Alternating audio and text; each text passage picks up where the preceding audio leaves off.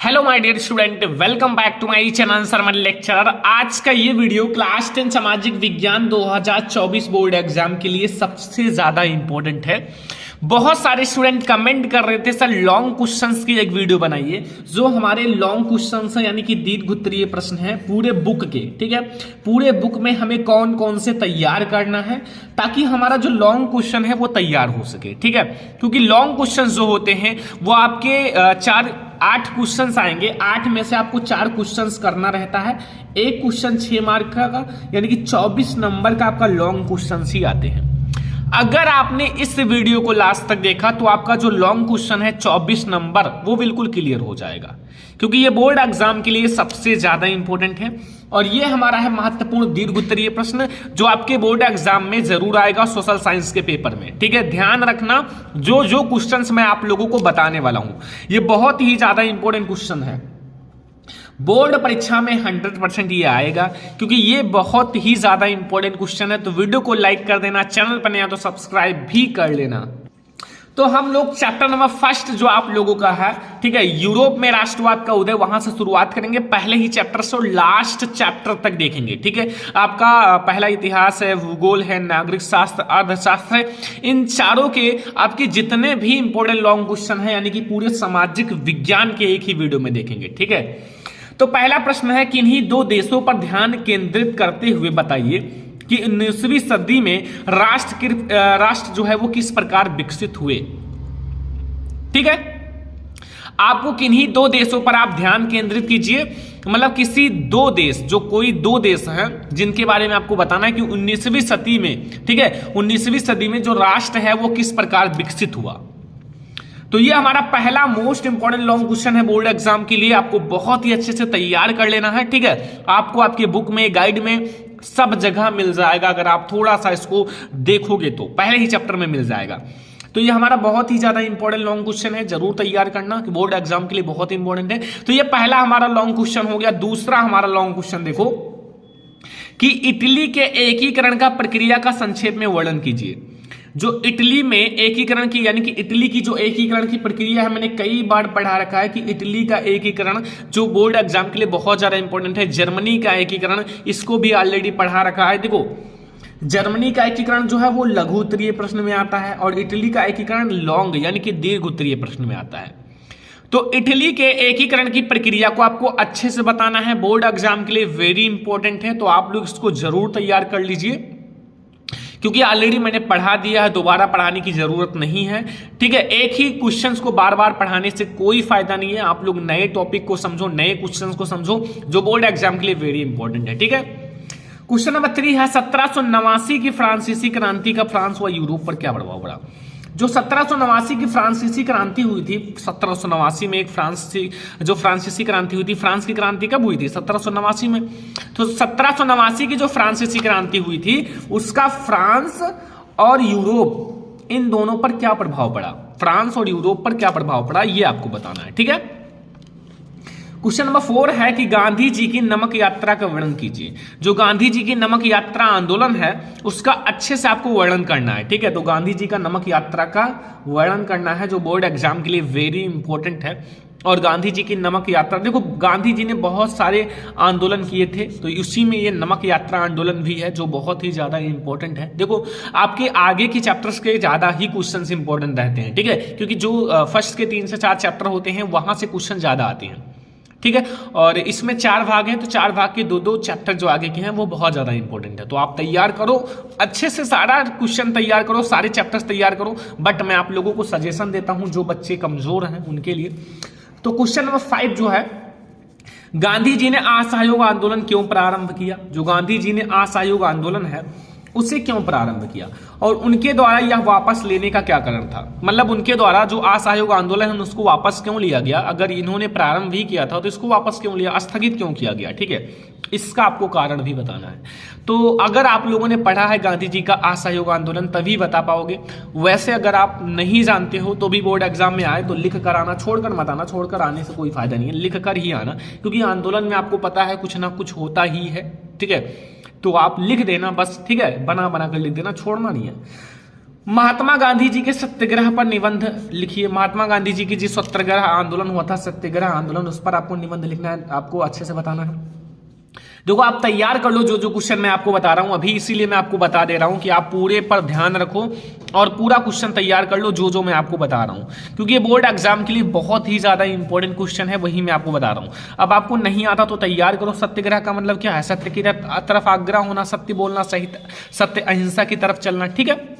तो ये 6 क्वेश्चंस हमारे हो चुके हैं और आई होप कि आपको 6 में 6 क्वेश्चंस आते होंगे। नहीं आता तो तैयार जरूर करना पड़ेगा इन सारे क्वेश्चंस को। क्वेश्चन नंबर 7 है, खाद्य उपलब्धता तकनीक पर के प्रभाव दर्शाने के लिए इतिहास से 2 उदाहरण दीजिए।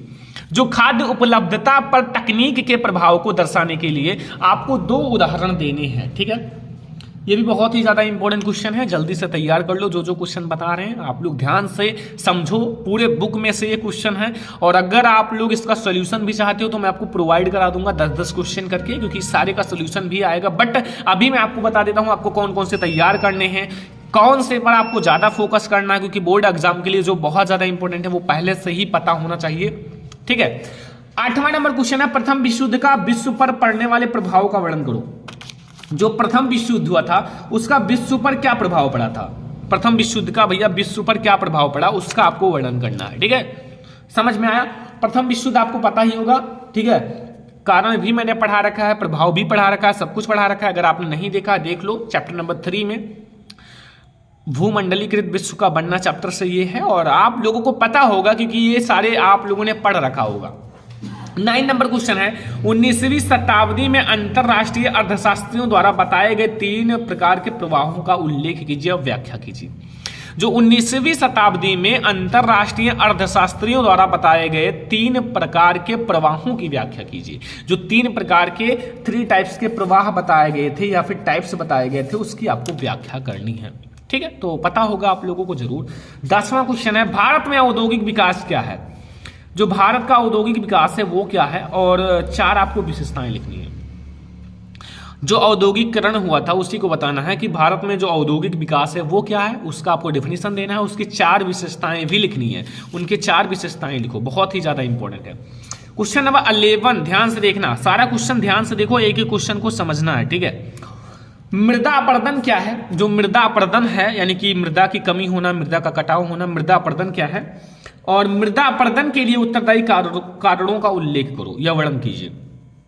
सबसे पहले आपको यह बताना है कि मृदा अपरदन है क्या और मृदा अपरदन के लिए उत्तरदायी कारण जो हैं, जो उनके रीजन हैं क्यों मृदा अपरदन होता है, उसके कारणों की व्याख्या करनी है। तो बहुत सारे कारण द्वारा होते हैं, हवा चलने से भी मृदा अपरदन होता है, सिंचाई से भी होता है, कुछ मानवीय मानव के द्वारा, पशु चारण के द्वारा होता है। बहुत सारे कारण हैं, आप बहुत सारे लिख सकते हो, ठीक है। भारत में पाई जाने वाली मृदा का वर्णन करो। भारत में कौन कौन सी मृदाएं पाई जाती हैं? अगर आपने थोड़ा सा अच्छे से पढ़ा होगा तो पता होगा भाई भारत में कौन कौन सी मृदाएं पाई जाती हैं, जैसे काली मृदा, लाल मृदा, जलोढ़ मृदा, लेटराइट मृदा, मरुस्थलीय मृदा, बहुत सारी मृदाएं हैं, ठीक है। उसमें तो कोई वो नहीं है कि आपको ना पता हो। 30 नंबर क्वेश्चन है, भू संसाधन क्या है? जो भू संसाधन है वो क्या है और भूमि संसाधन के कोई 3 महत्व बताइए। भू संसाधन क्या है भाई? भूमि संसाधन जो है वो क्या है आपको बताना है और भूमि संसाधन के कोई 3 महत्व भी बताने हैं, मतलब 3 ऐसे महत्व जो इंपॉर्टेंट हैं, ठीक है। तो भू संसाधन क्या है ये आपको बताने हैं और भूमि संसाधन के कोई 3 महत्व भी बताने हैं। तो 13 नंबर क्वेश्चन तक आप लोगों को समझ में आ गया, इसमें तो कोई दिक्कत नहीं होगा। अगर आपको दिक्कत हो तो फिर आप बता देना, कमेंट कर देना। देखो कमेंट आप कर सकते हो, सर हमें इस क्वेश्चन में ज़्यादा प्रॉब्लम है, ये क्वेश्चन आप बता दीजिए। इसीलिए मैं आपको पहले ये सारे क्वेश्चंस करा दे रहा हूँ ताकि आप लोग इन सारे क्वेश्चंस को ध्यान से देखो, पढ़ो और अच्छे से तैयार करो। ना जो ना पता चले, ना मिले क्वेश्चंस तो वो बता देना, मैं आपको तैयार करा दूंगा, ठीक है। तो 13 नंबर क्वेश्चन तक समझ में आ गया। अब हम लोग चलते हैं 14 नंबर क्वेश्चन भाई। देखो बहुउद्देशीय नदी घाटी परियोजना के लाभ तथा हानि लिखिए। भैया लाभ इसके कौन से, हानि कौन से हैं? बहुउद्देशीय नदी घाटी परियोजना एक नदी है भाई, नदी में कौन सा लाभ होगा, कौन सा हानि होगा सभी को पता है। नदी से बाढ़ आ सकता है, हानि है, ठीक है। इससे हम लोग बहुत सारे काम करते हैं, लाभ है। ऐसे आप बना बना कर लिख दो, बहुत सारा लिख सकते हो भाई, ठीक है। कॉमन सेंस है इतना, ठीक है। 15 नंबर क्वेश्चन है, भारतीय कृषि की कोई 3 समस्याओं का उल्लेख करो। भारतीय कृषि की कोई ऐसी 3 समस्याओं का उल्लेख करो जो भारतीय कृषि में आपको दिखाई दे रही है, ठीक है। इंडियन एग्रीकल्चरल में जो आपको समस्याएं दिखाई दे रही हैं, जो आपको दिख रहा है आपकी आंखों से भाई, वेरी इंपॉर्टेंट है, तो आप लिख दो। कोई जरूरी नहीं है कि आपका जो बुक में लिखा है, जो गाइड में लिखा है वही लिखो। आपके पास आंख है, देख लो कौन सी समस्याएं हैं, किसानों को कौन सी समस्या हो रही है, पानी की समस्या है, खाद की समस्या है, भूमि की समस्या है, किस चीज की, आप जो जानो वो लिखो, कोई दिक्कत नहीं। 16 नंबर क्वेश्चन है, भारतीय मुख्य फसलों का टिप्पणी लिखे। जो भारतीयों का मुख्य फसल है उस पर टिप्पणी लिखना है। जो जो मुख्य फसल है भारतीयों का, गेहूं चावल जो भी है मुख्य फसल, सारे पर टिप्पणी लिख दो। जो जो आप बुक में देख लो कौन कौन से 1 2 3 3 4 आप देख लो 4 तक, भाई वही मुख्य फसल पर आप टिप्पणी लिख देना। बना कर लिखो, नहीं आता फिर भी लिखो, लिख कर आना है, छोड़ कर नहीं आना है। भाई टॉपर बनना है तो अच्छे से तैयारी करना पड़ेगा। इसलिए मैं आपको पहले क्वेश्चंस दिखा देता हूं कि आप तैयार कर लो। अगर आपके पास थोड़ा पढ़ने की पावर है, ठीक है, तो आप इसको पढ़ लो। अगर नहीं पढ़ोगे तो भाई नंबर अच्छा नहीं आएगा, और पेपर भी बहुत ज़्यादा नज़दीक है। 1-2 महीना है, अच्छे से पढ़ लो, ठीक है। इसके बाद तो चाहे जो करो, ठीक है, क्योंकि अभी बोर्ड एग्जाम है, 11th उतना वो नहीं है, बट फिर भी आप कुछ दिन बाद आपको पढ़ना है ना, छुट्टी तो मिलेगा ही। 17 नंबर क्वेश्चन है, ऊर्जा के गैर परंपरागत स्रोतों का किसे कहते हैं, या वर्णन करो। जो ऊर्जा का गैर परंपरागत स्रोत है वो क्या होता है, उनकी कुछ ऐसे गैर परंपरागत स्रोत जो हैं उनको बताना है, भाग जो उनके हैं ये सब आपको बताना पड़ेगा, ठीक है। तो 17 नंबर क्वेश्चन तक आप लोगों को समझ में आ गया, इसमें आपको कोई प्रॉब्लम नहीं होगा। 18 नंबर क्वेश्चन देखो कि भारत में सौर ऊर्जा का भविष्य उज्जवल है, कोई 3 कारण बताओ। जो इंडिया है, भारत में जो सौर ऊर्जा, आप लोगों ने देखा होगा इधर उधर हर जगह सौर ऊर्जा लग रहा है, ठीक है, गांव में भी शहरों में तो लगा ही हुआ है, तो उसका जो भविष्य है वो उज्जवल है। अगर उज्जवल है तो उसका कोई 3 कारण बताओ, क्यों उज्जवल है, इसका जो भविष्य में मतलब काम आएगा ज़्यादा या फिर लाइट के द्वारा। बट देखो इसमें क्या है, सौर ऊर्जा से जो गरीब लोग हैं, जो बिल नहीं दे पाते हैं, वो बहुत आसानी से अपना काम कर सकते हैं। एक बार सौर ऊर्जा लगवा लो, फिर उसके बाद आपको हर टाइम लाइट मिलता रहेगा, ठीक है। जितना अच्छा धूप होगा उतना ज़्यादा लाइट मिलेगा, क्योंकि सौर ऊर्जा सूर्य से ही चार्जिंग होती है, सूर्य भगवान से, तो कनेक्टिंग रहता ही है। और हमेशा धूप तो होता ही है, हल्का फुल्का धूप होगा फिर भी चार्ज हो जाएगा। पर्यावरण प्रदूषण से आप क्या समझते हो, 4 प्रकार के आपको प्रदूषण का उल्लेख करना है। जो पर्यावरण प्रदूषण है उससे आप क्या समझते हो भाई, जैसे आपका निबंध था वही आप वायु प्रदूषण, जल प्रदूषण, मृदा प्रदूषण, जो भी जानो लिख दो। 20 नंबर क्वेश्चन पे आ जाओ। परिवहन तथा संचार के साधन किसी देश की जीवन की अर्थव्यवस्था क्यों कहे जाते हैं। जो परिवहन होता है, जो हमारा परिवहन है और संचार का साधन, ये किसी देश की जीवन रेखा तथा अर्थव्यवस्था क्यों कहे जाते हैं। तो ये 20 नंबर क्वेश्चन तक आपको समझ में आया। जो जो लॉन्ग क्वेश्चन बता रहा हूं भाई बहुत ज्यादा इंपॉर्टेंट है, तैयार कर लो, क्योंकि बोर्ड एग्जाम के लिए बहुत ही ज्यादा इंपॉर्टेंट है। 21 नंबर क्वेश्चन पर अब आ जाओ कि भारत में जो संघीय शासन की किन्हीं 2 विशेषताओं का विवेचना कीजिए। भारत में जो संघीय शासन है उनकी 2 विशेषताओं पर व्याख्या लिखना है, 2 विशेषताओं के बारे में बताना है, ठीक है। भारत की जो संघीय शासन व्यवस्था है उनकी 2 विशेषताओं के बारे में बताओ। आप 2 विशेषता से आप लॉन्ग क्वेश्चन कर सकते हो। कितना आसान है, थोड़ा सा मेहनत कर लो, अभी आपके पास समय है, जितना मेहनत कर लोगे उतना ही अच्छा है। आप लोग उतना ज़्यादा परफेक्ट बनते चले जाओगे, उतना ज़्यादा ही अच्छा आपका नंबर बनता चला जाएगा। देखो अभी आप याद कर रहे हो सकता है आपको लगे क्या यार याद कर रहे हैं, फिर बोर्ड एग्जाम में बैठोगे ना तो वही क्वेश्चंस मिलेगा जो आज आपने याद किया है, जो आज आपने हार्ड वर्क किया है, जो आज आपने तैयार किया है, ठीक है। 22 नंबर क्वेश्चन है, सांप्रदायिकता लोकतंत्र के लिए घातक है, 2 कारण लिखिए। जो सांप्रदायिकता है वो लोकतंत्र के लिए घातक है, अगर घातक है तो बताइए क्यों। 2 कारण भी आपको बताने हैं, उनके 2 रीजन बताओ कि सांप्रदायिकता जो है वो लोकतंत्र के लिए कैसे घातक है, ये आपको बताना है, ठीक है। समझ में आया।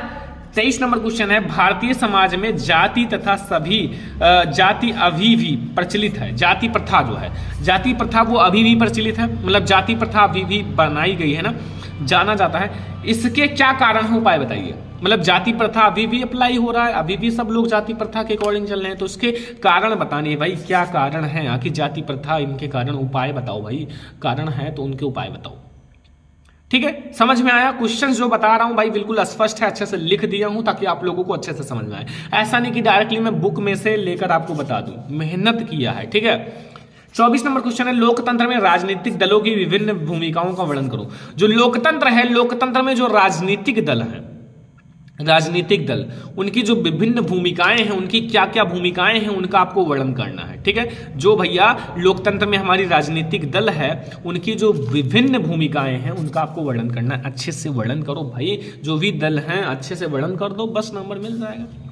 25 नंबर क्वेश्चन है, लोकतंत्र किस प्रकार उत्तरदायी, जिम्मेवार और वैध सरकार का गठन करता है। जो लोकतंत्र है वो किस प्रकार एक उत्तरदायी, जिम्मेवार और वैध सरकार का गठन करता है, ये आपका इंपॉर्टेंट क्वेश्चन है। 26 नंबर क्वेश्चन है, विकास मापने वाले यूएनडीपी मापदंड किन पहलुओं पे विश्व बैंक के मापदंड से अलग है। जो विकास मापने वाला यूएनडीपी मापदंड है, यूएनडीपी मापदंड है, वो किस प्रकार विश्व बैंक के मापदंड से अलग है, ये आपको बताना है 26 नंबर क्वेश्चन में। ठीक है, तो यहां तक सारे लॉन्ग क्वेश्चन समझ में आए, कोई दिक्कत नहीं है ना।